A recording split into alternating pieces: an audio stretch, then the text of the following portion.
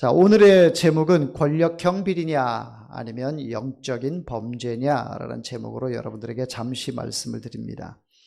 권력형 비리다라고 하는 말 여러분 들어보셨죠?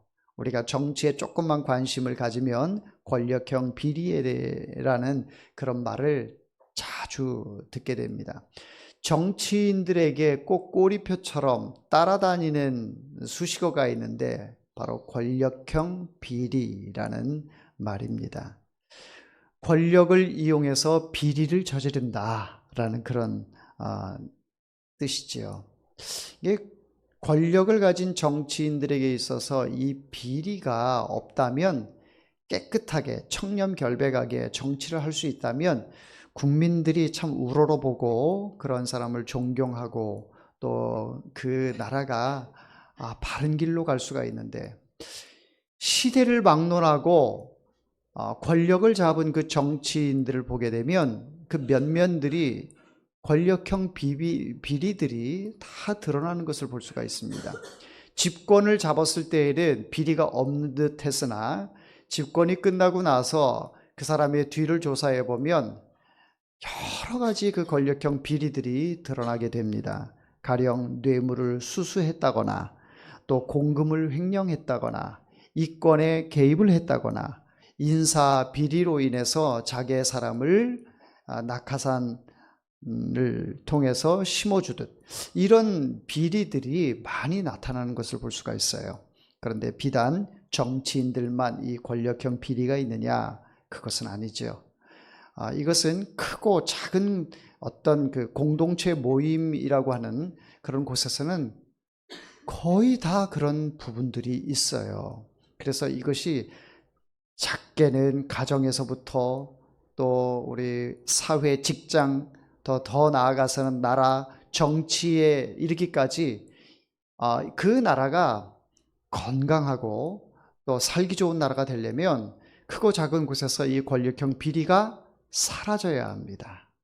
그 권력형 비리의 척결을 위해서 많은 사람들이 시위도 하고 목소리도 내고 또 언론에서 계속 보도를 하고 하는데 그런 일들에 대해서 여러분들이 아우 지겹다 지겨워 또 그런 얘기냐 할 것이 아니라 잘못된 것은 분명히 들추어서 이것을 파해내어야 합니다. 그렇지 않으면 그것이 곪게 돼서 나중에는 썩게 되고 완전히 이제는 이 몹쓸 지경까지 이르게 되는 것을 방지하기 위해서 조금 골맞을 때 그 골만 것을 꽉 짜내서 더 이상 부패하지 않도록 썩지 않도록 하는 일에 우리가 힘을 써야 합니다. 내 개인에게 있어서도 작은 상처가 성나지 않도록 우리가 치료를 하는 것처럼 이 나라에도 옳지 않은 그런 부분들, 비리가 있고 부패가 있는 이런 부분들에 대해서는 이 정치인들 스스로가 할 수 없다면 국민들이 그런 소리를 내줘야 되고, 그런 소리가 하나가 될 때에 이 나라가 바른 나라가 될 수 있고 건강한 나라로 갈 수 있게 되는 줄 믿습니다. 성경에서도 권력형 비리에 대해서 나오는데 대표적인 내용이 오늘 본문의 내용입니다. 권력형 비리. 나봇이라고 하는 농부가 있습니다. 이 나봇은 포도원의 그 농부이기도 하고 포도원의 주인입니다. 포도원을 가꾸면서 행복하게 삶을 살아가는 사람입니다. 그런데 우연인지 필연인지는 몰라도 그 옆에 이스라엘의 왕 아합 왕이 통치하는 데 있어서 수도가 바로 그 옆에 있었습니다. 그렇다 보니까 아합 왕이 그 나라를 통치하는 데 있어서 나봇의 땅을 바라보니까 너무 아름다워 보이고 그 땅을 차지하고 싶어 하는 마음이 아합 왕에게 생기게 되었습니다. 그래서 나봇의 그 밭을 내가 사서 그 밭에다가 채소도 심고 또 정원으로도 꾸미고 그렇게 하면 참 좋겠다라는 생각이 들었어요. 그래서 나봇에게 찾아갔습니다. 야, 네가 가지고 있는 포도밭을 나한테 좀 팔아다오. 내가 값도 후하게 쳐주고 또 네가 원하지 않는다면 또 그것이 원하지 않는다면 그보다 더 좋은 땅을 너에게 주겠다라고 이야기를 합니다. 가만히 생각을 해봅니다. 이 장면을 놓고 생각을 해봐요. 만약에 저에게 그런 제안이 들어왔다라고 하면 나는 어떻게 했을까? 대통령실이 여기 있고 그 옆에 내 밭이 있어요. 내 밭이 있는데 대통령이 내 땅을 사고 싶어 해요. 그런데 값도 제대로 쳐준대요. 돈을 원하지 않는다면 그보다 더 좋은 땅을 나에게 주겠대요. 그렇게 제의가 온다면 나는 그것을 밭을 팔 것 같아요. 왜냐하면 수도권에 있는, 그러니까 대통령실이 있는 데가 그 나라의 수도가 있는 곳이잖아요. 그럼 그 땅이 얼마나 비싸겠어요. 그 비싼 것을 팔아가지고 능곡으로 와서 땅을 충분히 사고 거기다 교회를 짓고 여러분들과 함께 행복하게 신앙생활하고 선교하고 구제하고 복음 사역을 하면서 하면 좋겠다, 그런 생각을 해보게 되었습니다. 또 대통령실이 옆에 있다면 그 반대하는 세력들이 있잖아요. 뭐 옹호하는 세력이 있는가 하면 반대하는 세력이 분명히 있을 겁니다. 그 반대하는 세력은 맨날 그 대통령실 앞에 와가지고 물러가라 물러가라 물러가라 물러가라 막 이렇게 하잖아요. 네? 얼마나 시끄러워요. 내가 무슨 죄야? 대통령이 옆에 있는 것으로 인해서 내가 늘 그 소음 공해를 들으면서 그것을 감수하면서 생활을 해야 한다는 거, 그것도 피곤한 일 같아요. 여러모로 생각했을 때 또 돈도 많이 받고 또 이 소음에서도 벗어날 수 있고 충분히 그 땅을 대통령께서 원한다면 가지세요 하고 나는 와가지고 우리 성도들과 함께 즐겁게 이렇게 생활하지 않을까, 그런 생각을 해보게 되었습니다. 여러분들 같으면 어떻게 하시겠어요? 팔겠죠. 한번 고소 한번 해볼까요? 아마 10중 팔고 팔지 않을까, 이렇게 생각을 해봅니다. 그런데 나봇은 그것을 어떻게 하는지 한번 성경을 보도록 하겠습니다. 우리 3절을 읽어보겠습니다. 3절 시작. 나봇이 아합에게 말하되 내 조상의 유산을 왕에게 주기를 여호와께서 금하실지로다 하니. 누가 금했다고요? 여호와께서 금하실지로다. 팔겠다는 거예요? 말겠다는 거예요? 안 팔겠다라는 거예요. 하나님께서 주신 그 기업을 팔 수 없다라는 것이죠. 레위기 25장에 보면 이러한 하나님의 기업을 마음대로 팔고 사지 말라고 말씀하고 있습니다. 그러니 가나안 땅을 차지할 때에 그 지파별로 땅을 분배했지 않습니까? 땅을 분배했고 그 땅을 하나님께서 기업으로 주셨어요. 그 주신 그 기업을 너희가 임의로 사고 팔고 하지 말지어다. 혹 부득이 그 땅을 팔 경우에는 희년이 되면 49년째 돌아오게 되면 다시 그 땅을 돌려주라 라고 성경은 말씀하고 있습니다. 그러니까 하나님이 주신, 우리 가문에게 주신 그 기업이기 때문에 내가 임의로 어떤 이득에 의해서 그것을 임의로 팔 수 없다라는 것이 율법에 명시되어 있습니다. 그러니 이 율법에 명시되어 있는 것을 나봇은 마음속에 늘 기억하고 있는 거죠. 하나님께서 하신 말씀에 대해서 이것을 내가 어길 수 없다. 당장 돈이 필요하다 해도 그것을 내 임의로 왕께 드릴 수 없나이다. 하나님이 금하신 것을 내가 따를 수밖에 없습니다 라고 나봇이 이야기를 해요. 이 이야기를 듣고 나서 아합이 참 어린아이와 같은 그런 모습을 보게 됩니다. 마치 마트에 가서 엄마 아빠한테 엄마 아빠 나 이거 사줘, 이거 저거 사줘 막 이렇게 떼를 쓰는 아이들이 있잖아요. 그 떼를 쓰는 아이들에게 그래 사줄게, 하나 둘 이렇게 사줄 수 있어요. 그런데 끊임없이 보는 것마다 다 집어가지고 다 사달래요. 그러면 다 사줄 수 있습니까? 못 사주지요. 야단을 쳐요. 야단 치면 아이들이 완전히 토라져 가지고 바닥에 들어놓고 막 땡깡 부리는 그런 아이들도 가끔 있습니다. 예. 그런 아이들 보면 참 부모 마음이 속상하지요. 다 사주고 싶은데 사주지 못하는 형편, 또 다 사주다 보니 이 아이에게 버릇이 나빠지는 것도 염려가 되고 여러 가지 이유를 통해서 아이에게 적당선에서 선을 그어줍니다. 그런데 아합이 오늘 본문 말씀에서 보이는 행태를 보면 꼭 그와 같은 모습을 보이고 있어요. 아합이 나봇이 땅을 팔지 않는다고 하니까 아합 마음이 속이 상했어요. 그 땅만 내가 산다면 너무너무 행복하겠는데 그 땅을 나봇이 팔지 않는다고 하니까 이 속상해가지고 견딜 수가 없는 거예요. 그래서 집에 가가지고 너무 수심이 가득해서 이불 뒤집어 쓰고 지금 밥도 안 먹고 식음을 전폐하면서 속상해가지고 끙끙 앓고 있습니다. 이게 왕의 모습이에요. 왕의 모습. 참 왕이 참 웃기지 않아요? 네? 그런 모습을 보이고 있습니다. 왕이 그런 모습을 보이고 있으니까 그의 아내 이세벨이 그 모습을 보고 왕이시여 무슨 일이 있습니까? 라고 묻습니다.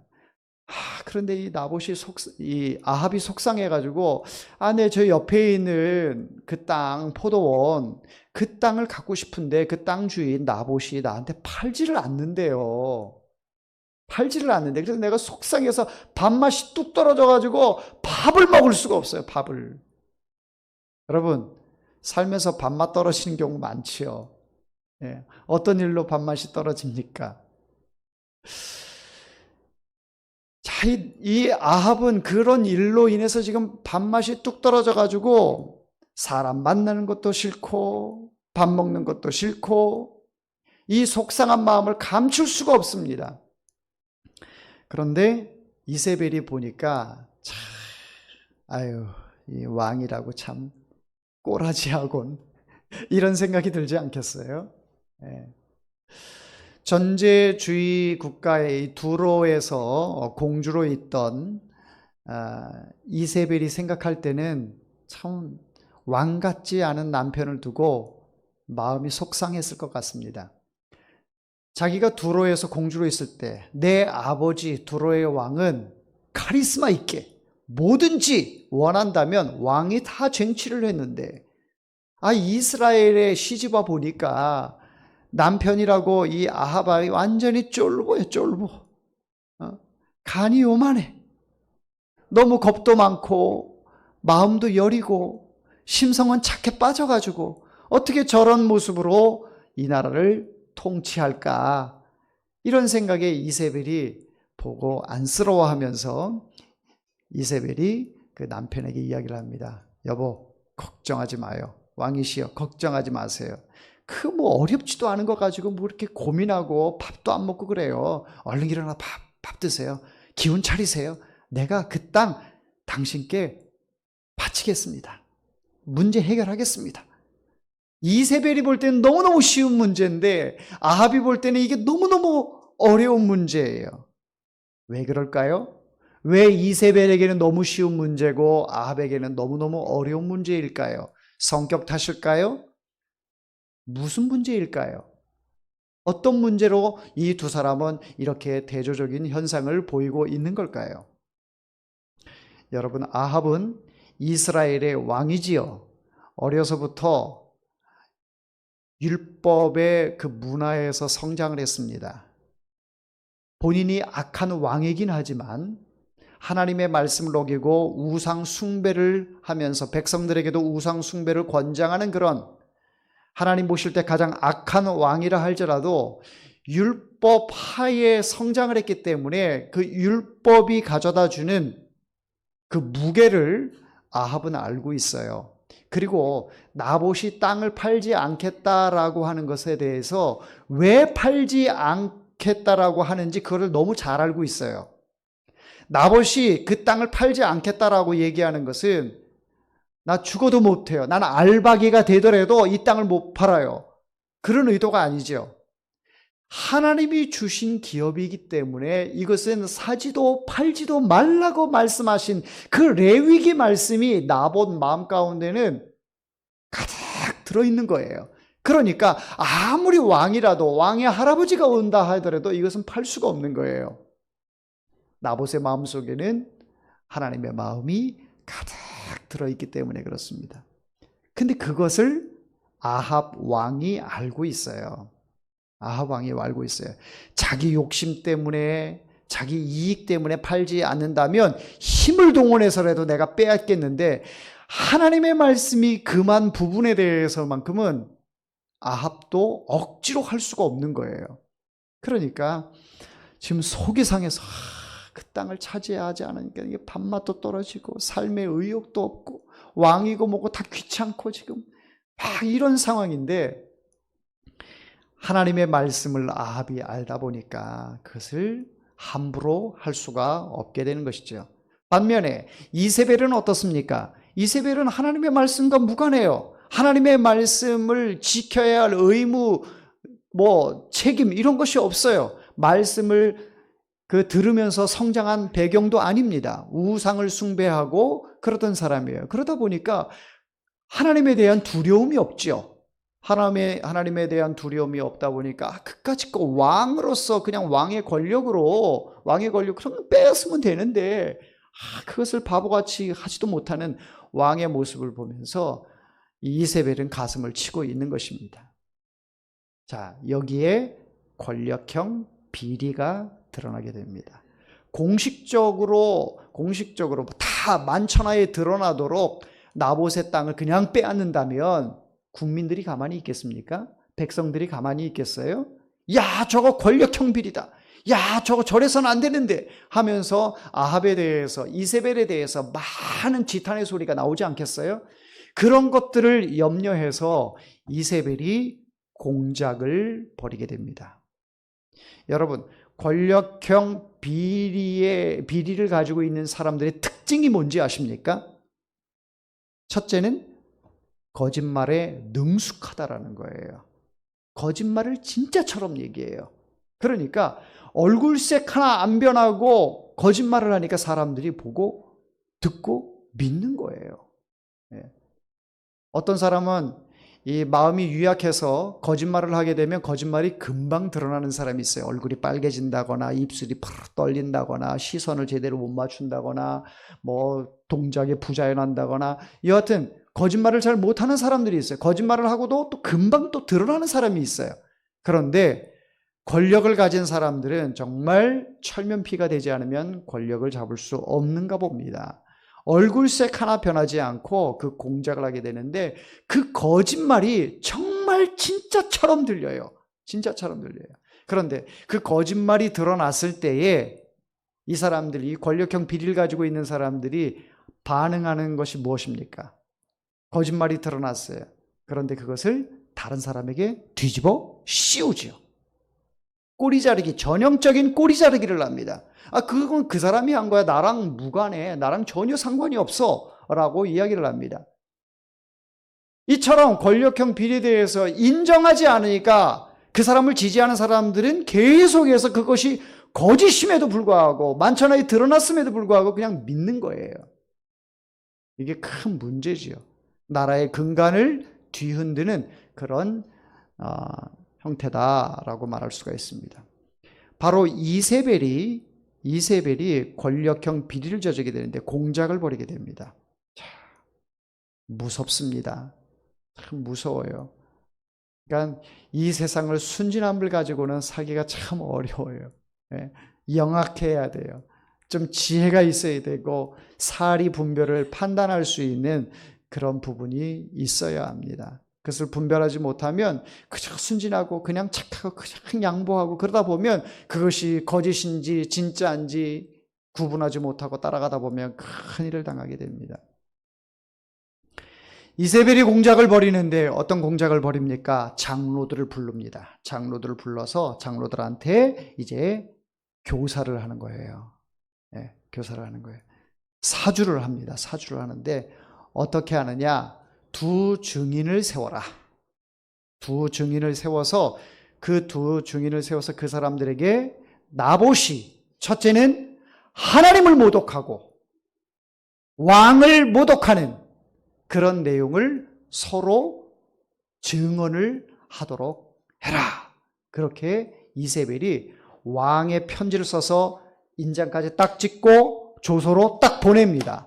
그러니까 이건 왕의 명령이니까 할 수밖에 없는 것이죠. 그래서 이제 두 증인을 세우는데 그 두 증인이 뭐라고 증언을 하느냐? 나봇이 하나님을 비방했다. 하나님을 모독했다. 나아가서 왕도 비방했다. 라고 하니까 그 하나님을 비방하고 왕을 비방하면 그에게 따르는 결과는 돌에 맞아 죽는 처형밖에 없습니다. 그러니까 그 얘기를, 그 증언을 막 그 두 사람이 이야기를 하니까 백성들이 듣고 나봇이 그런 사람이었어? 하면서 그 진위를 파악하고 법정에서 판결이 나오지도 않은 가운데서 백성들이 흥분하기 시작합니다. 어떻게 하나님을 모독을 해? 어떻게 지엄하신 왕을 모독을 해? 그러면서 그 사람들에게 돌을 던져서 그 사람에게 나봇에게 돌을 던져서 나봇이 돌에 맞아 죽게 됩니다. 법적으로는 문제가 있습니까? 없습니까? 없어요.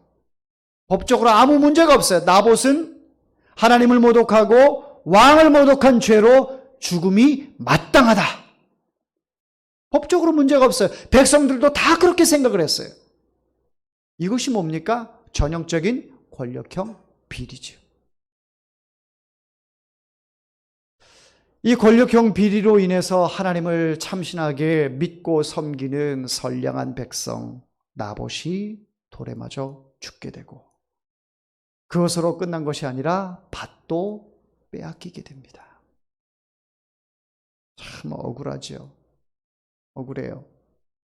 오늘날도 이런 권력형 비리에 의해서 희생당하는 그런 선량한 백성들이 많이 있습니다. 곳곳에 있어요. 정권이 바뀔 때마다 또 정치하는 사람들에 의해서 그 야욕 때문에 그 주변 사람들이 죽어나가는 그런 모습들을 종종 보게 됩니다. 참 그 악함의 그 벌을 어떻게 다 감당할지 참 마음이 안타까울 따름입니다. 오늘 본문에 나오는 이 아합의 그 어리석음, 그 나약함, 성경을 알면서도 하나님의 말씀을 알면서도 그 말씀을 어기자니 참 두렵고 그 말씀을 따르자니 밭이 내 소유가 되질 못하니 내 마음 가운데는 내 욕심으로 그 밭이 내 마음에 들어와 있는데 한편에는 하나님의 말씀이 그것은 아니야. 그건 하나님께서 금하신 법이야. 그 마음이 계속해서 상충하면서 싸우고 있으니 이 마음이 갈등이 돼서 밥맛이 막 떨어지는 거예요. 여러분 이러한 모습들이 아합에게만 국한되는 것이 아니었죠. 바로 우리의 삶 속에서도 이런 부분들이 참 많아요. 내가 어떤 것을 쟁취하고자 하는데 그것이 하나님의 말씀이 위배되는 것이 있어요. 그런데 그 하나님의 위배되는 그 말씀을 내가 아니까 한편으로는 두려워요. 두려운데 내 속에는 그 욕심이 끊임없이 나오고 있어요. 그것을 쟁취해야 되는데 그것을 내가 가져야 되는데 그것을 갖지 못하니까 정말 의욕이 떨어져요. 삶이 재미가 없어요. 흥미가 다 떨어졌어요. 하나님의 말씀을 전혀 모르는 이세벨의 심정이라면 거기에 대한 걱정, 근심 없이 그냥 쉽게 범죄를 저지르고 마는데 한쪽에는 교회에다가 발을 담그고 있고 하나님의 말씀을 어느 정도 듣고 보고 해서 알고 있으니 그 말씀이 내 양심을 자꾸 두드리고 있으니까 이러지도 저러지도 못하는 그런 심정. 우리의 얘기 아닙니까? 우리의 이런 부끄러운 모습으로 하나님 앞에 또 뻔뻔하게 나와 있습니다.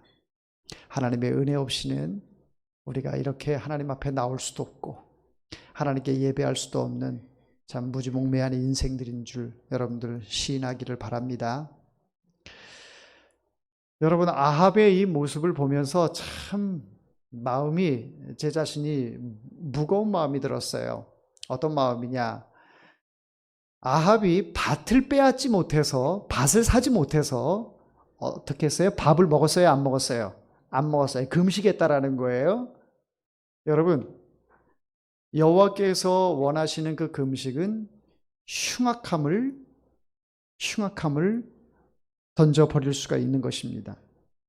여호와께서 원하시는 그 금식을 통해서 해야 되는데, 이것은 밭을 사지 못해서, 밭을 취하지 못해서 하는 그 금식, 이 금식은 참으로 어리석은 금식이지요. 과거에 우리가 그 20장에 보면 아람 왕 베나닷과 전쟁에서 몇 번을 이겼습니까? 2번을 이겼죠. 2번을 이겼을 때에 사실 전쟁하기 전에 아합은 두려웠어요. 이 전쟁을 함에 있어서 우리는 너무 두려워서 베나닷 왕에게 우리는 당신의 종입니다. 당신이 원하는 대로 다 가져가십시오. 이럴 정도로 비굴했던 사람이 바로 아합이었어요. 그런데 하나님께서 그 전쟁을 어떻게 했어요? 여호와의 선지자를 통해서 하나님께서 함께 하시니까, 하나님께서 전쟁에 승리케 하시니까 나가라, 전쟁해라. 그래서 아합이 하나님의 음성을 선지자를 통해서 듣고 전쟁에 나갔더니 승리했습니까? 패했습니까? 승리했어요.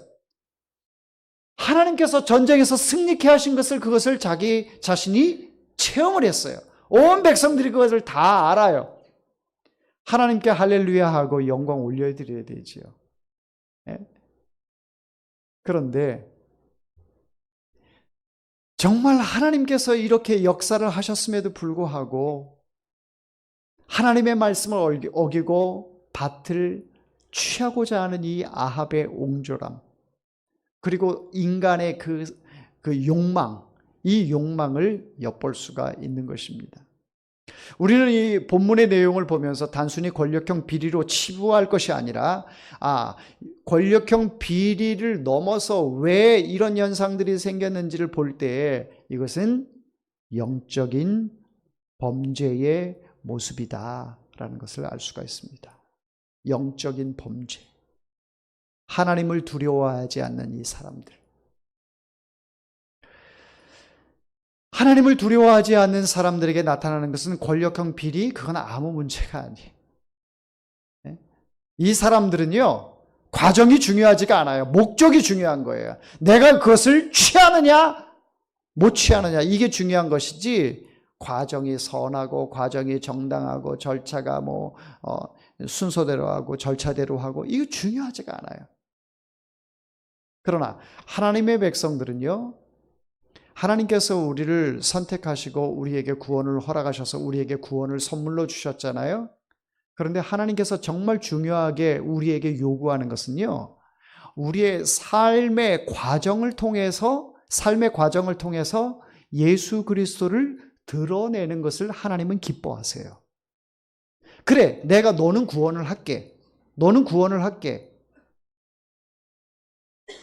그것은 하나님과 나와에서 가장 중요한 부분이지만, 하나님께서 우리를 이 땅에 태어나서 100세 시대에 살도록 하게 하는 것은 그 삶의 여정을 통해서, 그 과정들을 통해서 우리를 예수 그리스도를 세상 사람들에게 예수 그리스도를 바라볼 수 있는 우리를 통해 창이 되도록 하나님께서 우리에게 은혜를 주신 거예요.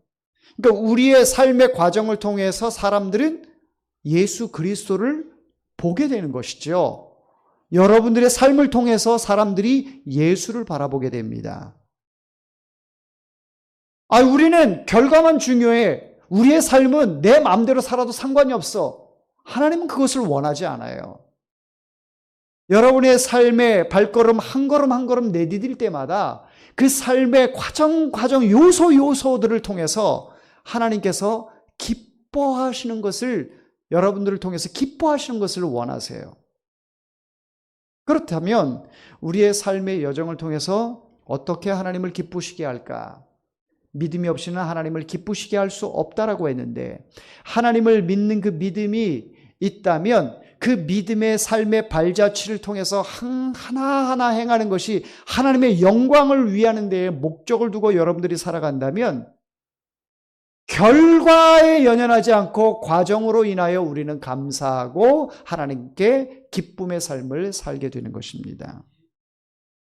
그리스도인들은 결과에 연연하지 않고 과정이 굉장히 중요합니다.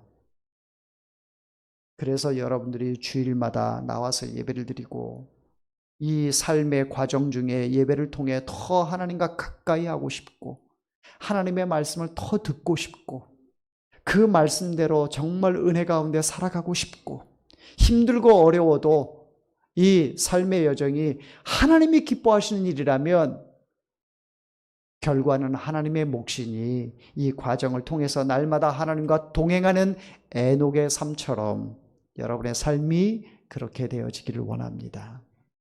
하나님께서 기뻐하시는 일을 해야지요. 그래서 이 이세벨의 이 아주 극악무도한 이 범죄는 단순히 권력형 비리로 생각할 것이 아니라 하나님 앞에 엄청나게 큰 범죄를 저지른 것이다. 영적인 범죄를 저지른 것이다. 어떤 면에서요? 하나님이 금하시는 바, 하나님의 말씀을 어기고 행한, 그리고 사람을 사람으로 대하지 않고 자기의 소유물로 대하고 마치 이런 바퀴벌레나 곤충이나 우리가 사람에게 인류에게 해를 끼치는 그 곤충을 때려 잡듯이 나에게 백해무익한 이 나봇은 죽어 마땅하다라고 하는 이 이세벨의 모습을 보면서 여러분 우리가 살면서 크고 작은 공동체 안에 우리는 다 속해 있잖아요. 우리 해오름교회라고 하는 이런 공동체, 가정으로 돌아가면 가정 공동체, 직장이면 직장 공동체, 이런 곳에서 여러분들 그 지위와 권력을 이용해서 은근슬쩍 자기의 이익을 취하려고 하는 모습들이 있다면 그런 것 자체가 권력형 비리가 되는 것이죠. 제가 해오름교회 목사로서 또 여러분들을 대표하는 그런 목사로서 제 임의로 재정이라든지 또 모든 행정 분야라든지 제가 임의로 제 이익을 위해서 행하는 일이라면 이것이야말로 권력형 비리로 드러나게 되는 것이죠. 우리 모두가 다 그런 곳에서 자유롭지가 않아요. 그렇기 때문에 우리의 삶을 중요하게 여기시는 그 하나님 앞에 보다 깨끗하고 정직하고 바른 모습으로 그 무엇보다도 하나님의 말씀을 두려워해서 그 하나님의 말씀이 원하지 않는 것이라면 나에게 손해가 될지라도 나에게 이익이 되지 않을지라도 하나님 말씀에 순종하는 것이 하나님이 기뻐하는 삶이다. 할렐루야.